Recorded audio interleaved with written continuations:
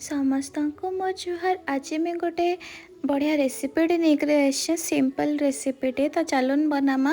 पहला गोटे कढ़ई रे टिके हल्का तेल नहीं जाकरी से पनीर ऐड करदमा। एंता इनु मोर पनीर टिके क्रम्बल है बाकी दिशुचे बिकज ये पनीरटा मुझे निजे घरे बनई तो टिके भलसे मोर पनीर सेट नहीं हो पारी थी। तापरे से ही कढ़ई रे गोटे ड्रॉप बाकी ऑयल ऐड करी कैप्सिकम के भी पकईदमा आउ भल से सबके भाजीदेमा। इनु मुई लेस ऑयल रे रेसिपीटा बनाऊली तो ये लगे कम तेल यूज कर सब बेले।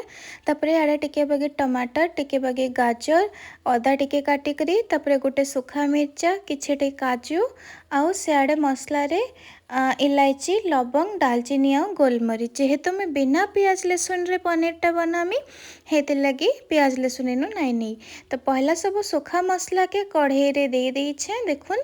आ तारपरे अदा एटकी के भल से टिके बागे भाजी देकरी तारपरे इनु गाजर पकेदेमा भल कलर आसबा आउ गोटे स्मूथ पेस्ट बनबा बोली मैं इनु गाजर ऐड करथिली।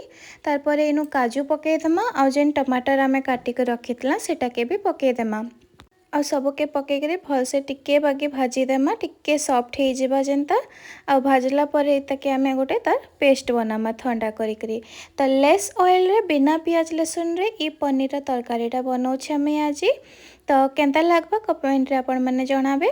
तो मसला ठंडा हो गला परे ताके देखुन इनु में गोटे फाइन पेस्ट बने दीछे। तापरे से ही कढ़ई रे एबे आ टिके बागे तेल नेकरी तेजपत्तर मेसिंगा पत्तर देकरी से बटा मसला के इनु पकईदमा आउ हल्का टिके बाकी दरकार हिसाब रे आमे इनु पानी देकरी मसला के भल से कसीदमा। हल्दी गुण मिर्चा गुण कलर मिर्चा देकरी आउ माने नून आमर स्वाद अनुसार जितकी नून आमे प्रेफर करसुँ आउ गोटे चामच बागी चीनी भी ये जगार आमे इनु ऐड करीदेमा।